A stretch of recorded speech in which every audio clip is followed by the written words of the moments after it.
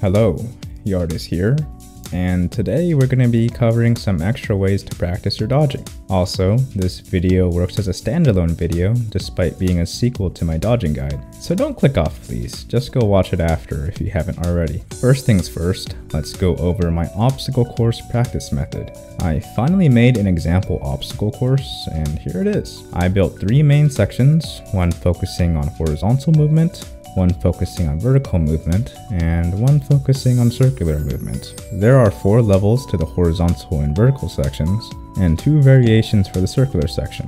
And yeah, let me show you a quick demo of what it looks like to use this to practice.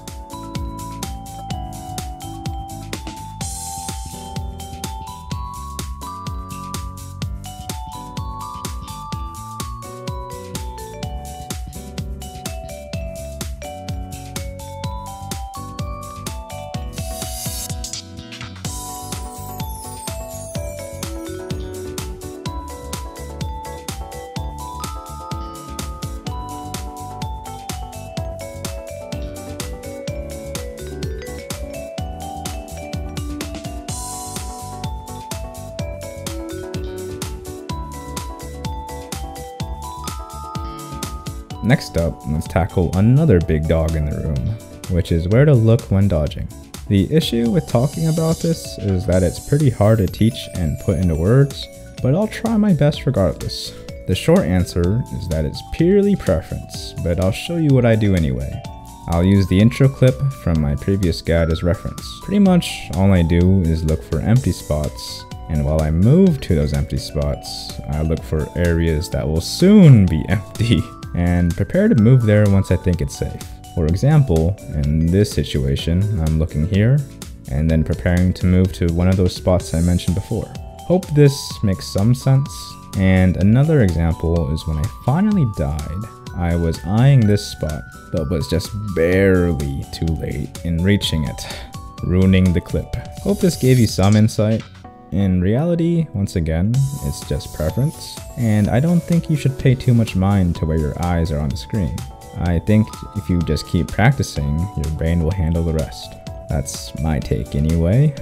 Now, let's talk about some of the tips I forgot to mention in the previous video, and some of your guys' tips. And don't you forget, I read all comments. So don't be shy and go shoot something down there for me. Fortunately, I made a comment detailing some of these tips that I should have mentioned in the video, but because I was lazy, I didn't include in the video. These include play Whipless Summoner, and in parentheses I said so you can focus purely on dodging. And the next was to focus on movement equips, which include Magoluminescence, Horn Insignia, Slimy Saddle, and even Feather Falling potions. These add more movement options and increase your speed, or decrease your speed in the case of the Feather Falling potion.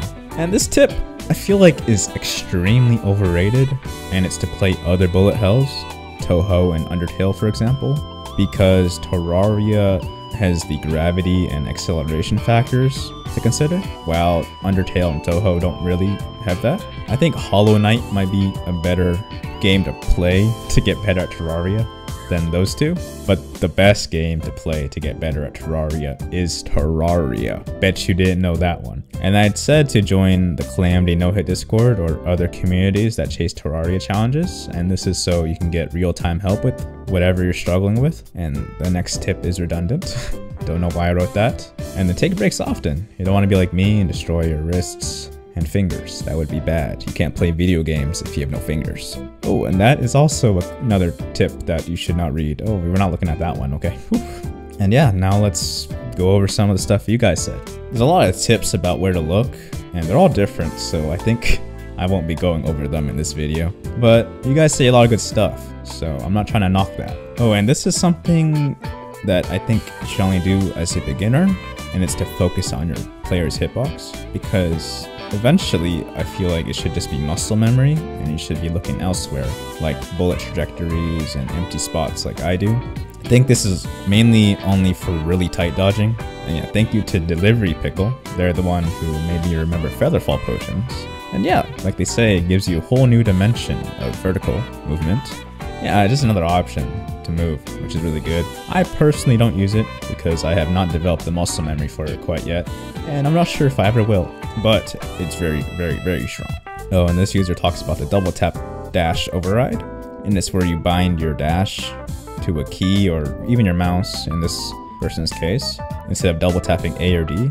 It makes dashing a lot faster. It's not completely necessary, but highly recommended, especially for stuff like Infernum Devour of Gods, because that boss is pretty much completely balanced with dashing in mind. And next up is, they talk about Portal Gun. It's pretty much just a better Slimy Saddle, or different use, I guess. It is way faster than Slimy Saddle. I believe you can go up to 179 miles per hour fall speed, which is crazy. And there's no risk of the little Slimy Saddle bounce that happens sometimes if you don't have enough downwards momentum. So I think Portal Gun might be better than Slimy Saddle, or the skill cap is higher at least. Oh yeah, funny thing was Get Good commented on this video recently. Pretty cool. No, speaking of which, another YouTuber, Believe. He might be the funniest Terraria YouTuber in my opinion. And yeah, he seems to agree with just watching better players play, which holds true in pretty much every game, I think. If you just watch people better than you play, you can analyze what they do and try to mimic that in your own gameplay.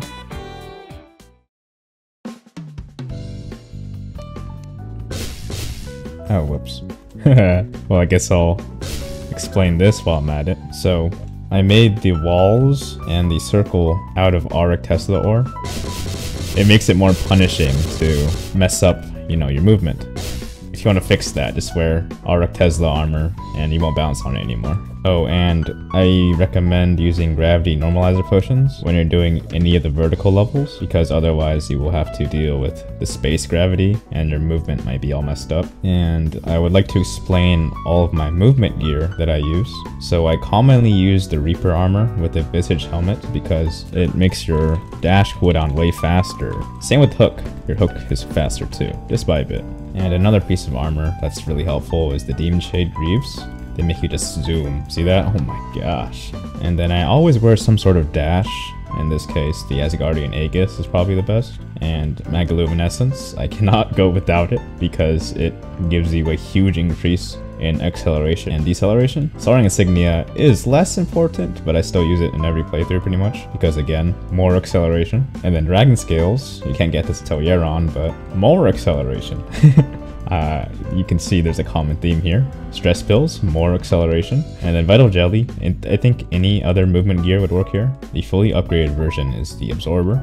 And then these are the hooks that I use in my videos. The Bobby Hook, it's the really fast one that you see everyone use to fly up places. And then Anti-Gravity Hook, I use this versus Cirrus and the Desperation phase. Found out just going in a circle was really OP for the Gaster Blasters. Oh, and now let's talk about the Slimy Saddle and Portal Gun. Just, you know, common knowledge. Increases your fall speed. And Portal Gun, it's much faster than Slimy Saddle, but it doesn't have the instantaneous downwards movement that Slimy Saddle has. But as you can see, it's much faster. It's 102 miles per hour. Why did I think it was 179? And now this is my vanity that I use in all my videos. The Snowman vanity that I'm wearing right now with Jim's wings. And you've seen this, it's the Yaram outfit.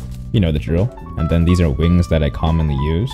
These are just the wings I prefer at their respective tiers. So Empress wings for anything post-Empress and before Moonlord. Post-Moonlord I use Celestial Starboard. Drew's wings I use them over the Seraph Tracers because if you compare the two, Drew's wings have slightly better flight time, acceleration, and speed, but you sacrifice all the passive effects of the Seraph Tracers, so who knows if it's worth it.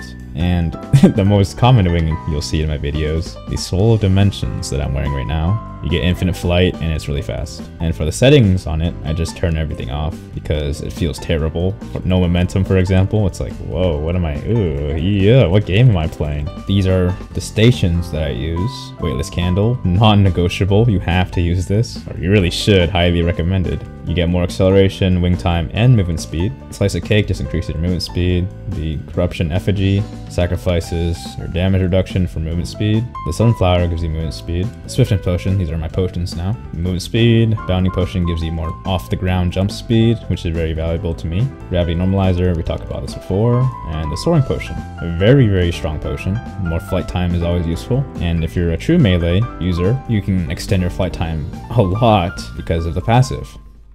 Now let's talk about clearing up your screen. Yeah, let's say you're having some issues seeing because of all your minions or your weapon is too blinding.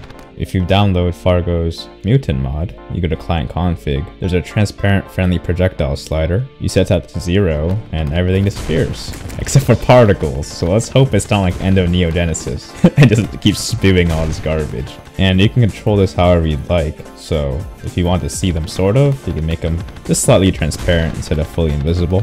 Huge example is the Slime Rain. See how blinding it is? But you put that to 0 and boom. Can't see nothing except for when the slime hits the ground.